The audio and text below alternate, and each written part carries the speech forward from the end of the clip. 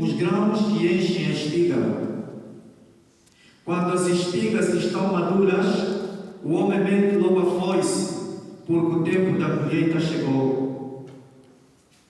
E Jesus continuou: com que mais poderemos comparar o reino de Deus? Que parábola usaremos para representá-lo? O reino de Deus é como um grão de mostarda, que ao ser semeado na terra, é a menor de todas as sementes da terra. Quando é semeado, cresce e se torna maior que todas as hortaliças e estende ramos tão grandes que os pássaros do céu podem abrigar-se à sua sombra. Jesus anunciava a palavra usando muitas parábolas como estas, conforme eles podiam compreender. E só lhes falava por meio de parábolas, mas quando estava sozinho com os discípulos, explicava tudo. Palavra da salvação. Glória a vós, Senhor.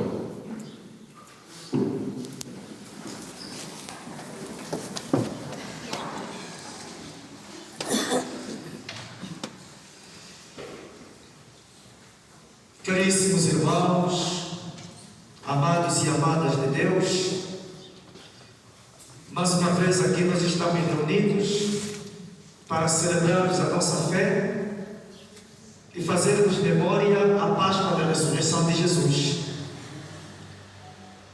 E a liturgia deste 11º domingo do tempo comum nos apresenta uma bela catequese sobre o reino dos céus. É como que se viesse para nós e fizesse duas perguntas. Você que é cristão, você que reza, o que é o reino de Deus? E quais são as suas qualidades? As qualidades que o identificam como reino. E aí nós vamos vendo que os textos, quer a primeira leitura, quer da segunda leitura, quer da terceira leitura, vão usando uma linguagem comparativa e vão nos falar de imagens do campo. O reino de Deus comparado a imagens do campo. E é assim que nós ouvimos Ezequiel a nos apresentar a imagem da árvore, que para dar frutos precisa de cuidados especiais, precisa de um processo, precisa passar por um processo de poda. Enquanto não aceitar a poda, a árvore continua só uma árvore sem frutos. Jesus no Evangelho vai nos apresentar a imagem da semente lançada à terra, que também para dar frutos precisa passar por um processo de transformação. Enquanto não aceitar este processo de transformação, a semente continuará simplesmente uma semente e não dará os frutos desejados. É como uma semente que a gente pega e joga ali no canto da nossa casa, onde temos aico, onde tem piso aí. Continua simplesmente uma semente, porque não passa pelo processo que se deseja. Na segunda leitura, também ouvimos a palavra que nos fala da confiança neste processo de transformação. Por isso é que vai dizer: nós morremos, mas confiamos. Temos confiança que na hora da verdade Ele vai agir. Temos tanta confiança que temos que trabalhar agora, porque quando chegar a hora, vamos aparecer junto do tribunal de Cristo. E aí, o que acontece no tribunal? Prestação de contas. Aqui nós podemos entender o que é o reino. Podemos entender o que é o reino. É por isso que nesta primeira leitura, Deus usa a boca do profeta Ezequiel para dizer: eu mesmo tirarei. Está escrito, um galho da árvore, a árvore alta, tirarei um galho desta árvore, arrancarei das suas folhagens um broto, plantarei e ele dará frutos. O que é que significa a árvore na linguagem bíblica? É a representação do povo de Israel. Um povo que foi escolhido pelo Senhor, um povo que foi preparado, cuidado, especiais, cuidado pelo Senhor, um povo que agora é enviado diante das outras nações para dar frutos. Quais são os frutos? Frutos de santidade, frutos de obediência à palavra e frutos de fidelidade. Nós podemos olhar para Israel e concluir. Será que conseguiram cumprir? Se não conseguiram, no Novo Testamento, esse povo de Israel somos nós. Somos nós como igreja, somos nós como comunidade, somos nós como fiéis. Porque fomos escolhidos dentre tantos a nos tornarmos povo de Deus, selecionados milimetricamente. Porque se nós fazermos uma comparação no nosso bairro, quantos vivem e quantos rezam, quantos são batizados, quantos frequentam a igreja, quantos têm sacramento, vamos ver que os que têm são os selecionados. Então, agora no Novo Testamento, este povo de Deus somos nós. O povo de Israel, o novo povo de Israel somos nós. Fomos escolhidos por Deus. Todos os dias temos a oportunidade de estarmos preparados, ou de sermos preparados pela Sua palavra, para darmos frutos de acordo à Sua vontade. Por isso, para nós como cristãos, para nós como comunidade cristã, o reino de Deus é uma vocação. Somos chamados, somos vocacionados. O reino de Deus é um desafio. Precisamos passar pelo processo de transformação, pela porta de Deus, a conversão. É por isso que nem sempre os sofrimentos são castigos. Muitas vezes Deus usa desse sofrimento para poder podar alguma coisa na nossa vida. Porque nos quer perfeitos, nos quer de acordo com a sua vontade. E nós não entendemos isso. Começamos a reclamar. Para nós como cristãos, o reino de Deus é uma missão. Você tem que dar frutos. É por isso que você hoje precisa se perguntar que tipo de frutos você tem dado. A nível de fé, por exemplo, quais são os frutos que você dá? A tua fé está dando fruto. A nível da oração, você reza.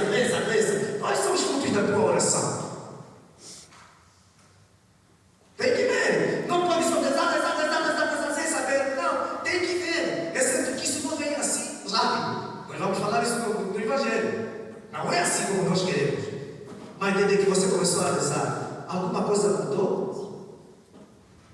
na tua vida? Você está melhor? O teu ambiente está melhor? As coisas em volta da tua vida estão melhores? Quais são os frutos da tua oração?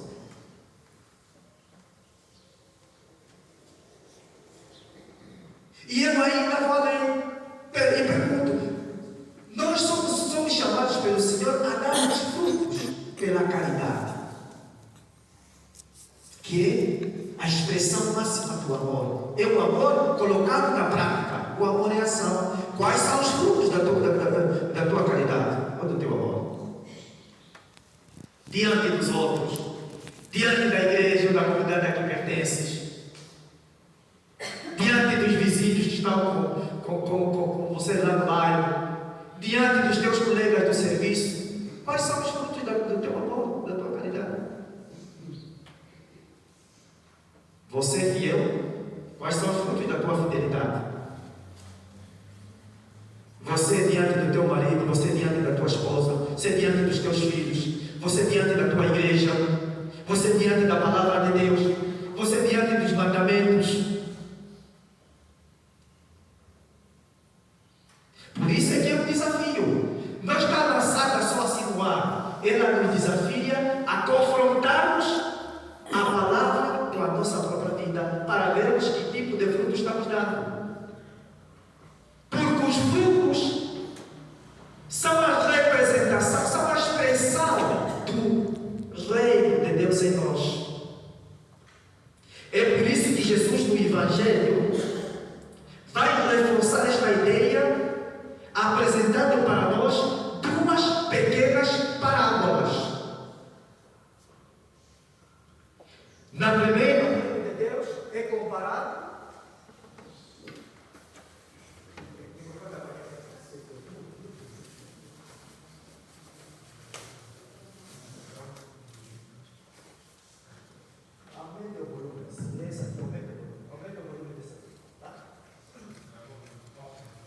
então, na primeira parábola, o reino de Deus é comparado a uma semente lançada à terra. O que se espera desta semente são frutos, mas para dar frutos, ela tem que passar pelo processo.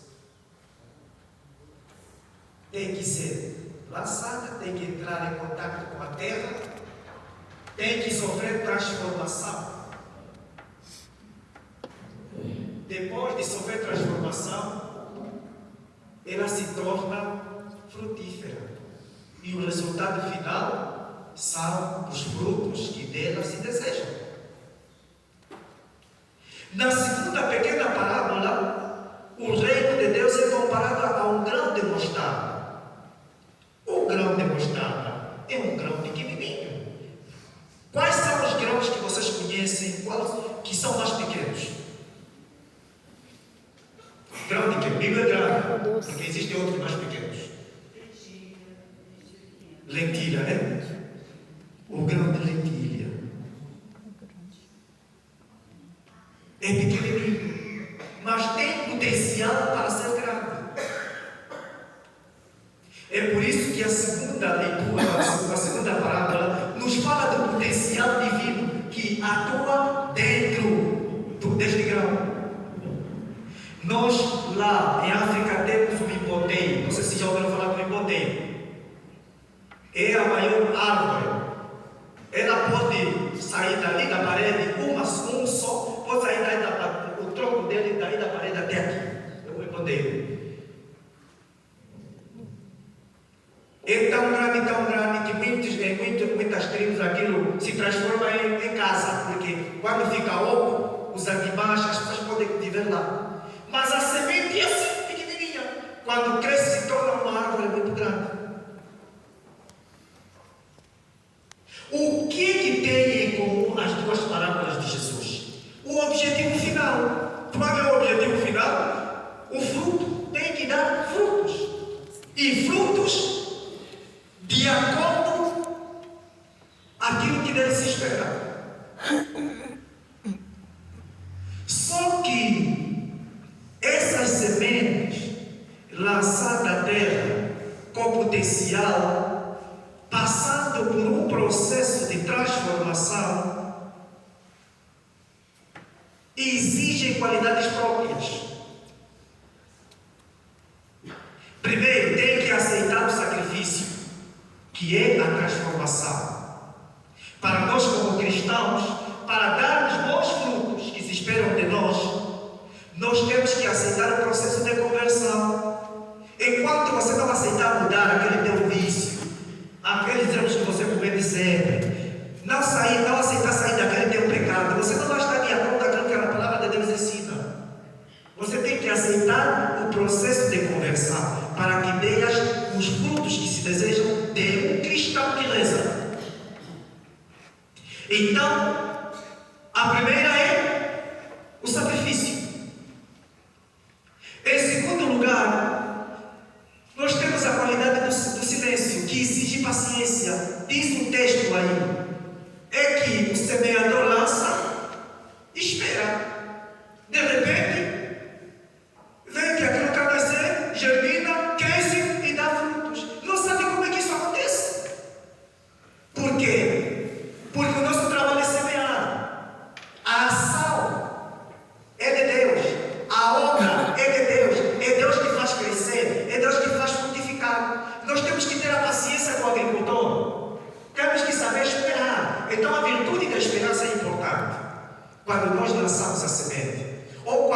semente é lançada em nós. Aquilo não é automático.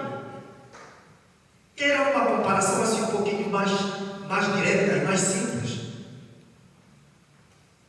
Vamos falar do corpo humano. Quem é que alguma vez já sentiu as dores do crescimento? Dores do crescimento. Ai, estou a sentir o meu osso para ficar grande, estou a crescer. Alguma vez já se queixou disso? Você já sentiu dores de crescimento? Pode ser que alguém já sentiu, né? Ai, esse osso aqui vai ficar grande, vai ficar complicado. Cresceu. Já sentiram isso, né? Ninguém sente. Porque Deus que atua. E Deus atua no silêncio. Portanto, o reino de Deus, lançado no nosso coração, ele germina, ele cresce e ele dá frutos em silêncio, não é no barulho. Você não vai sentir, você não vai ouvir o reino fazendo barulho. Eu sou o reino de Deus, estou aqui agora do lado esquerdo. Não vai funcionar isso. Então você tem que ter a paciência do agricultor. Porque a força divina atuando dentro de nós. É por isso que o bem que você faz deve fazer mais barulho do que a tua boca, por exemplo. Você não pode fazer, fez o bem, mas saindo aí com o microfone, eu hoje fiz o bem. Ou vai complicado, né? Isso hoje é uma tentação. Peguei o bem que a gente faz, vai já nas redes sociais, quando é o bem não agrada ao Senhor, como diz a segunda leitura, não é agradar. Eu já tinha dito, não sei se foi em outro sítio, em outro lugar, eu dizia que existe uma palavra que diz assim: cala a tua boca e deixa o teu bem fazer muito barulho.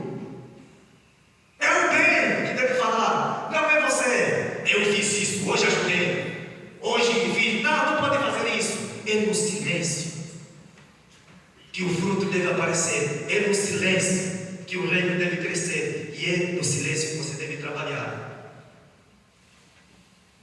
Estão entendendo? A terceira característica e última é o tempo. O tempo não depende de nós.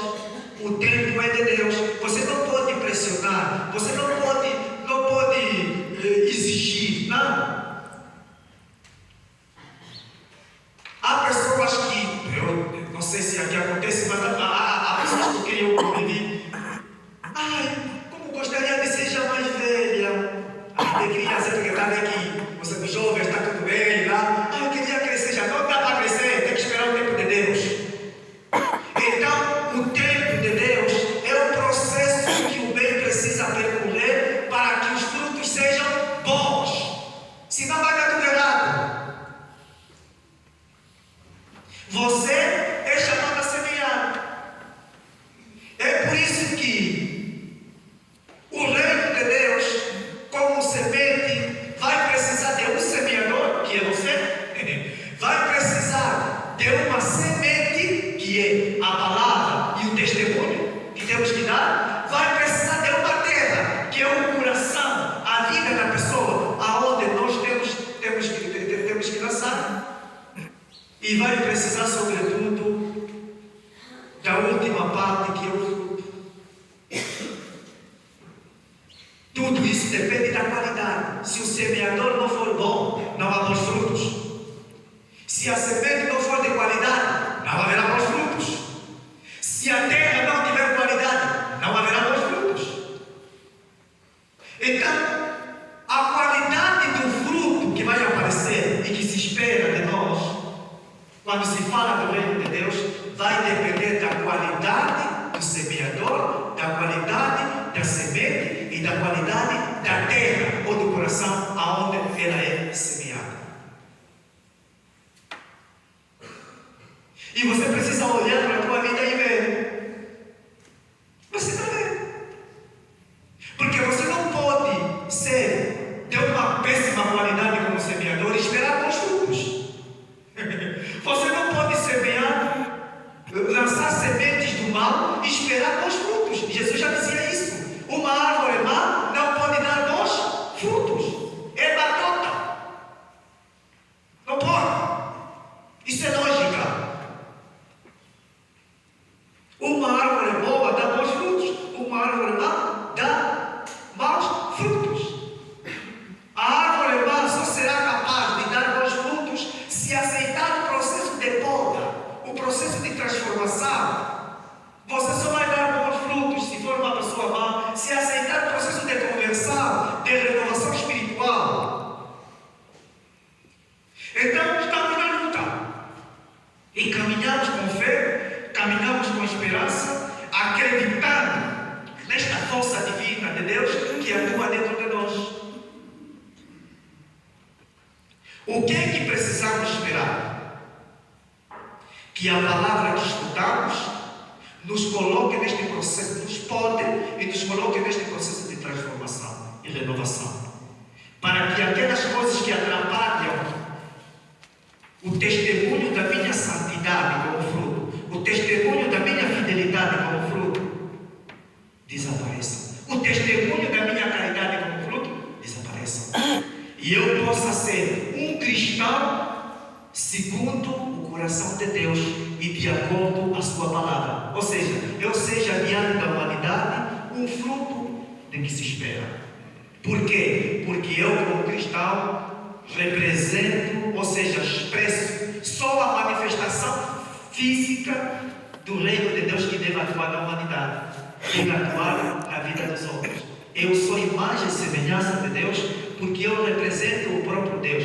Tá? Tudo que eu faço deve estar de acordo com a sua vontade, e os frutos que eu tiver que dar, ou os frutos que de mim se esperam, devem estar de acordo com aquilo que é a vontade de Deus. Então peçamos ao Senhor para que